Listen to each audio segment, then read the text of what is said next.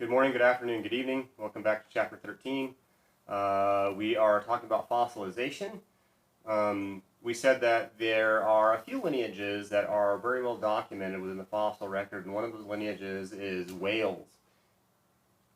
We can see the documentation, we can see the lineage of the whales from a wolf-like creature that gradually transitioned to an aquatic life into what we see as whales today. What I want you to notice is the bones that we see and how you go from one step to the next step, and we can see how we can get from here to there, and from there to there, and finally from there to here. This is the pelvis, the femur, the leg bones. We still see the pelvis, the leg bones are getting smaller. Pelvis and leg bones are getting even more reduced until finally all we have left is just the pelvis back here. Why do we have such a good representation for whales? Because they're found in water. Remember, we said that Darwin did not use the term evolution. What Darwin used was the phrase descent with modification. He said that organisms that we find today are all descended from organisms that existed in the remote past. All of those organisms came from one parent organism that then branched out, that then diversified and occupied new environments. The way these ancient populations did that was by accumulating adaptations that allowed them to move into these new environments. Remember that we said already that only the individuals that survive today can have babies tomorrow. So the environment around us is constantly changing. And because the environment around us is constantly changing, global warming, or in many thousands of years it will be global cooling, because these environments are constantly changing, what are the organisms that live on the planet, that live in these environments, what do they have to do? And the answer is they have to change with it. An individual can only change so much, however, but what can change is a population over time, over generations. If the world is getting warmer, and there is a group of people, or if there's a person that cannot take these warm temperatures, what's going to happen to that person? They're going to die. And if you died today, can you have babies tomorrow?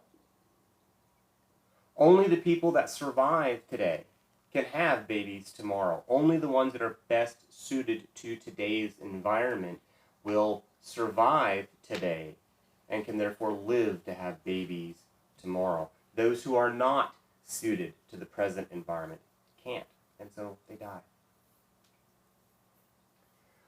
Related species will have similar characteristics that might serve different functions, again, because they came from parent species. You're starting with a template, a prototype. I can take and modify and adapt this prototype so it can work in this environment, and I can take and modify and adapt this prototype so it can work in that environment. You start from a parent set of traits, and then you can modify those traits. Those traits can be skin color, those traits can be heat tolerance, those traits can be limb structure. The descendants of these parent species will retain many of those same structures. Why? Because they came from organisms that had those structures. Similarities resulting from a common ancestor is known as homology. I want you to imagine in your head 4 limbs. I want you to imagine a bat's wing, a cat's paw, a human arm, and a whale's flipper. Those 4 appendages, a wing, a paw, an arm, a flipper, do they have common functions? What's the job of the wing? What's the job of the paw? What's the job of the hand? What's the job of the flipper? These 4 appendages have very different jobs. And yet when you look inside, when you look at the bone structure, you see they have all the same bones. We'll see in just a minute.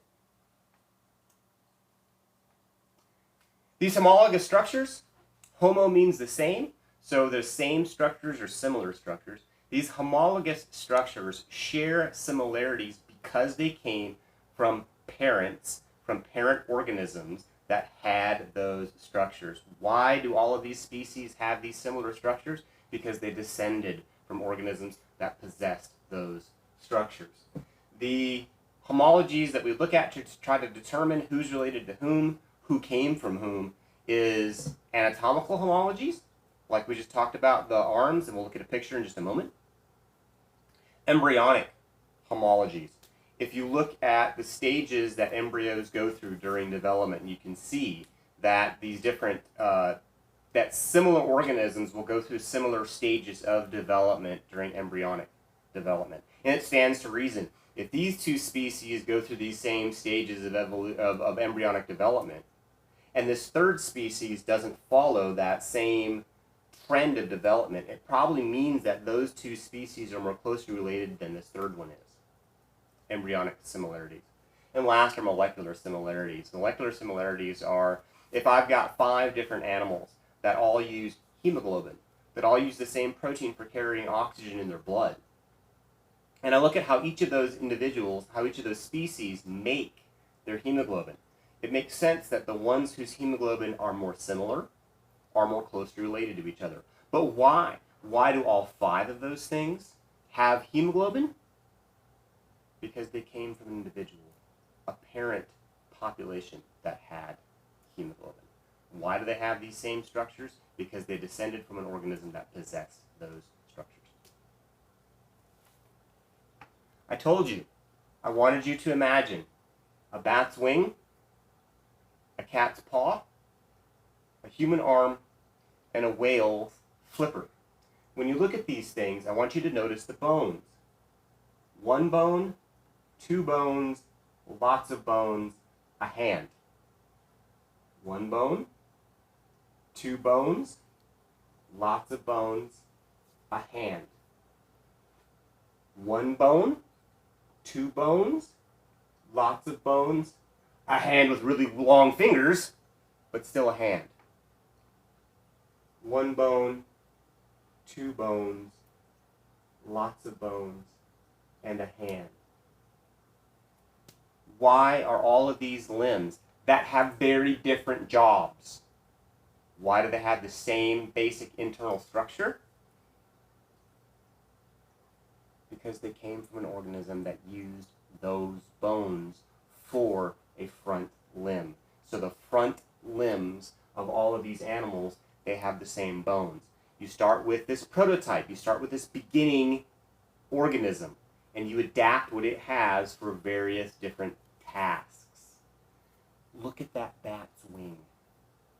Tell me what it is. What is it? It's just a hand. The claw on the tip of a bat's wing is just its thumb. Thumb, forefinger, middle finger, ring finger, pinky. It's just a hand. We look at the stages that the babies go through. Embryonic homologies.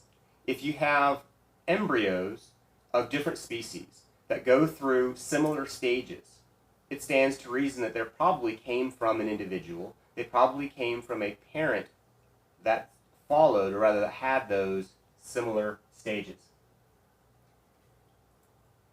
At some point during development, all vertebrates have these 4 structures: a postanal tail, pharyngeal gill slits, postanal tail, pharyngeal gill slits, postanal tail, pharyngeal gill slits. If you look at that, if I told you that was a turtle, you believe me. If I told you that was going to become a chicken, you'd believe me. It's only because it says it's a human embryo do you know that it's a human embryo. It's only that because this says this is a chicken embryo that you know this is a chicken embryo. But if you look at them, they have many of the same features. Why do they have many of the same features? Because they came from a parent species that had those features.